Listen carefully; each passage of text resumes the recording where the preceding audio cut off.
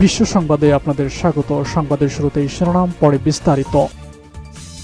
ইরাকে তুরস্কের 12 সেনা নিহত।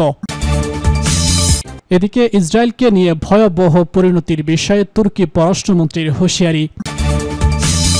আরও জানিয়ে দিব, অপারেশন সিঁদুরে 250-এরও বেশি ভারতীয় সেনা নিহত, দাবি পাকিস্তানি মিডিয়ার। সর্বশেষ জানিয়ে দিব, মিয়ানমারে ব্যাপক সংঘর্ষ, ভারতে পালাচ্ছে বাসিন্দারা। শুনছিলেন সংবাদ শিরোনাম, এখন বিস্তারিত। তার আগে অনুরোধ থাকবে, ভিডিওতে একটি লাইক দিন এবং কমেন্টস করে জানিয়ে দিন কোন জেলা থেকে বা কোথা থেকে আমাদের সঙ্গে যুক্ত রয়েছেন। ইরাকে তুরস্কের 12 সেনা নিহত। ইরাকে ভয়াবহ বিপর্যয়ের মুখে পড়েছে তুরস্ক। দেশটিতে এক অভিযানে তুরস্কের 1 জন সেনা নিহত হয়েছে। বিষাক্ত গ্যাসে তাদের মৃত্যু হয়েছে। সোমবার বিবিসির এক প্রতিবেদনে এসব তথ্য জানানো হয়েছে।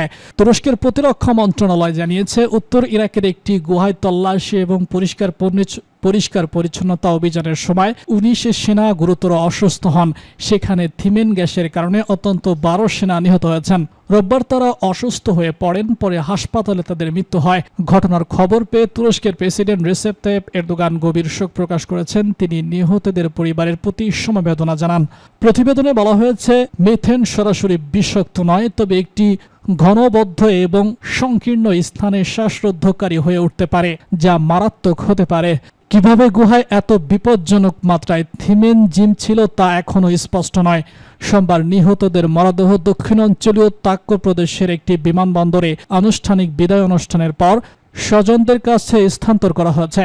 এ সময় সেখানে তুরস্কের প্রতিরক্ষামন্ত্রী সহ সশস্ত্র বাহিনীর শীর্ষ কর্মকর্তারা উপস্থিত ছিলেন। 2022 সালের মে মাসে তুরস্ক পরিচালিত অপারেশন ডাউনলেক অভিযানে পদ্ধতিগত হয়ে নিহত এক সেনার মরদেহর খোঁজে এই তল্লাশি অভিযান চালানো হয়েছিল। তুর্কিস্তান ওয়ার্কার্স পার্টির বিরুদ্ধে এই অভিযান চালানো হয়। এর সময় গুহায় বিমান হামলা ও স্থল অভিযান চালানো হয়েছিল। পিকেকে তুরস্ক, ইউরোপীয় ইউনিয়ন, যুক্তরাজ্য এবং যুক্তরাষ্ট্রের চোখে একটি সন্ত্রাসী সংগঠন।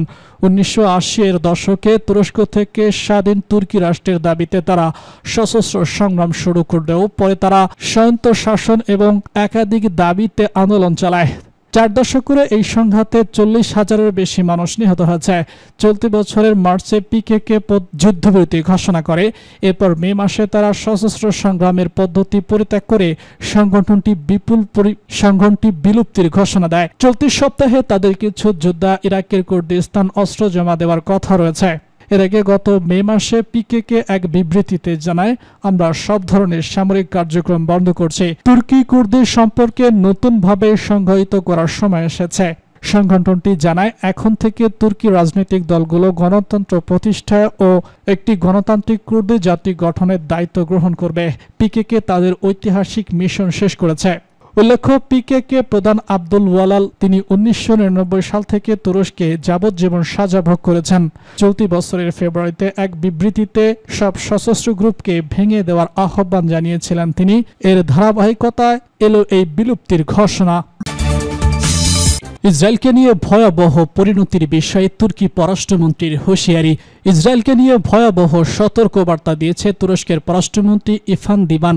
তিনি বলেছেন, ইসরায়েলি আগ্রাসন ও সম্প্রসারণবাদ থামানো না গেলে এর ভয়াবহ পরিণতি পুরো অঞ্চলকে ভোগ করতে হবে।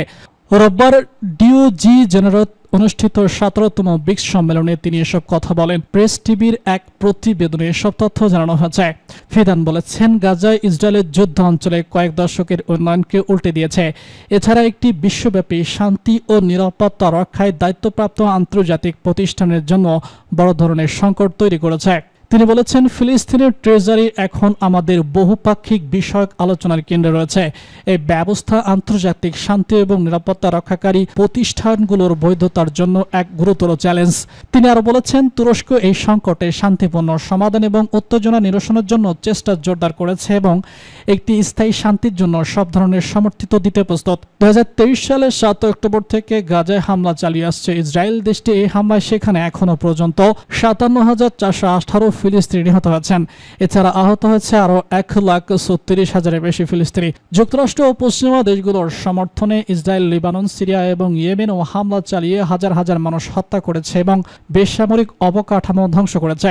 এছাড়া চলতি বছরের 13 জুন ইসরায়েল ইরানেও হামলা চালিয়েছে। দেশটির হামলায় ইরানের শীর্ষ নেতা, কর্মকর্তা, পরমাণু বিজ্ঞানী সহ বহু সাধারণ মানুষ নিহত হয়েছেন। এর জবাবে ইরান ট্রু প্রমিস 3 নামে ড্রোন এবং ক্ষেপণাস্ত্র হামলা চালায়। অপারেশন সিঁদুরে 250-এরও বেশি ভারতীয় সেনা নিহত, দাবি পাকিস্তানি মিডিয়ার। দক্ষিণ এশিয়ার দুই প্রতিবেশী দেশ ভারত এবং পাকিস্তানের মধ্যে সাম্প্রতিক কালের সবথেকে ভয়াবহ সংঘর্ষের পর দুদেশের ক্ষয়ক্ষতি নিয়ে ব্যাপক আলোচনা চলছে।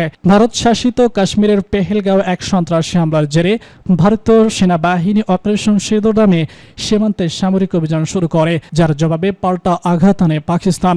পাকিস্তানের গণমাধ্যম সামার টিভির এক প্রতিবেদনে দাবি করা হয়েছে, বড় ধরনের সামরিক ক্ষয়ক্ষতির পরও ভারতীয় সরকার আনুষ্ঠানিকভাবে এ বিষয়ে মুখ খুলছে না, বরং রাষ্ট্রীয় স্তরে পরিকল্পিতভাবে এই ঘটনা আড়াল করার চেষ্টা চলছে। গণমাধ্যমটির দাবি, 7 মে শুরু হওয়া এই অভিযানে লাইন অব কন্ট্রোল বা LAC বরাবর 250 জনেরও বেশি ভারতীয় সেনা নিহত হয়েছে। যদিও 10 মে যুক্তরাষ্ট্রের মধ্যস্থতায় যুদ্ধবিরতি কার্যকর হয়, তবে তার আগেই ঘটেছে এই বিপুল পরিমাণ প্রাণহানি। একাধিক সূত্রের বরাত দিয়ে সামার টিভি জানিয়েছে, নিহতদের মধ্যে রয়েছে রাফাল যুদ্ধবিমানের 3 জন পাইলট সহ 4 জন পাইলট, ভারতীয় বিমান বাহিনীর 7 সদস্য এবং 10 ইনস্ট্রুমেন্ট ব্রিগেডের টপ স্টোরে অবতরণরত 5 জন সেনা। এছাড়া 96 জন পদাতিক ব্রিগেডের সদর দপ্তর কর্মকর্তা, আরও 9 জন নিহত হওয়ার কথা মিলেছে, যাদের সবাইকে মরণোত্তর সামরিক সম্মানে ভূষিত করা হবে বলে জানা গেছে। তালিকায় রয়েছে আদমপুর বিমান ঘাঁটিতে নিযুক্ত অত্যাধুনিক S-400 প্রতিরক্ষা ব্যবস্থা 5 অপারেশনেও যারা এই হামলায় প্রাণ হারান, তাদের সবাইকে মরণোত্তর সম্মাননা দেওয়ার প্রতিশ্রুতি চলছে। সামার টিভির ভাষ্য,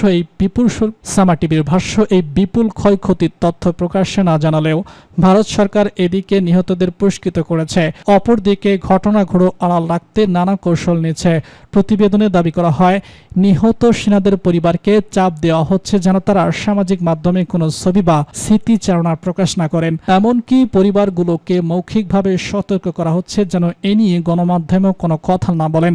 প্রতিবেদনে আরও বলা হয়, রাফাল বিমানের ধ্বংস, পাঠানটক এবং উন্মাদপুরের মতো গুরুত্বপূর্ণ ঘাঁটিতে হামলা এবং S-400 ক্ষয়ক্ষতি এগুলো শুরুতে স্বীকার করলেও পরে ভারতীয় সেনাবাহিনীর কয়েকজন উচ্চপদস্থ জেনারেল ও কূটনৈতিক চাপে পড়ে স্বীকার করতে বাধ্য হয়েছেন। নিরাপত্তা বিশ্লেষকদের মতে, ভারত সরকার যে নীরব পুরস্কার নীতি অনুসরণ করেছে তা মূলত দ্বিমুখী উদ্দেশ্যে পরিচালিত।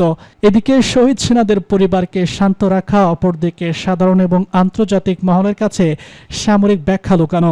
যদিও আন্তর্জাতিক ও ভারতীয় কয়েকটি স্বাধীন গণমাধ্যম আগে নিশ্চিত করেছে যে সীমান্তবর্তী বিভিন্ন কৌশল ঘাটে ভারতীয় নৌবাহিনীর উল্লেখযোগ্য ক্ষতি হয়েছে, তবুও মোদী প্রশাসন এখনো পর্যন্ত সরকারিভাবে কোনো স্বীকারোক্তি দেননি। মায়ানমারে ব্যাপক সংঘর্ষ, ভারতে পালাচ্ছে বাসিন্দারা। মায়ানমারের সশস্ত্র যোদ্ধাদের মধ্যে ব্যাপক সংঘর্ষ হয়েছে, এতে দেশটিতে নতুন আতঙ্ক ছড়িয়ে পড়েছে। এই ঘটনার পর ভারতে পালাতে শুরু করেছে হাজার হাজার বাসিন্দা। সোমবার বার্তা সংস্থা রয়টার্সের এক প্রতিবেদনে এসব তথ্য জানানো হয়েছে। ভারতীয় কর্তৃপক্ষ জানিয়েছে, মায়ানমারের 2টি জান্তা বিরোধী সশস্ত্র গোষ্ঠীর মধ্যে ভয়াবহ সংঘর্ষ হয়েছে। এই ঘটনার পর ভারতের উত্তর পূর্ব অঞ্চলীয় রাজ্য মিজোরামে হাজার হাজার বাসিন্দা পালিয়ে যাচ্ছেন। একজন জ্যেষ্ঠ নিরাপত্তা কর্মকর্তা রয়টার্সকে জানান, 2 জুলাই থেকে বাসিন্দা মিজোরামে প্রবেশ করছেন। এ সময় মায়ানমারের উত্তর পশ্চিম চীন রাজ্যে কৌশলগত এলাকার নিয়ন্ত্রণ নিয়ে 2টি গোষ্ঠী সংঘর্ষ জড়িয়েছে। চীন ন্যাশনাল ডিফেন্স ফোর্স এবং চিলড্রেন ডিফেন্স ফোর্স হুয়ালঙ্গমার মধ্যে এই সংঘর্ষ হয়েছে। নাম প্রকাশে অনিচ্ছুক এক কর্মকর্তা জানান, সংঘর্ষ শুরু হওয়ার পর থেকে প্রায় 4000 বাসিন্দা সীমান্ত পেরিয়েছে। ভারতের মিজোরাম জনগোষ্ঠী নিয়ন্ত্রিত চীনাদের এলাকায় সীমান্তে অবস্থিত।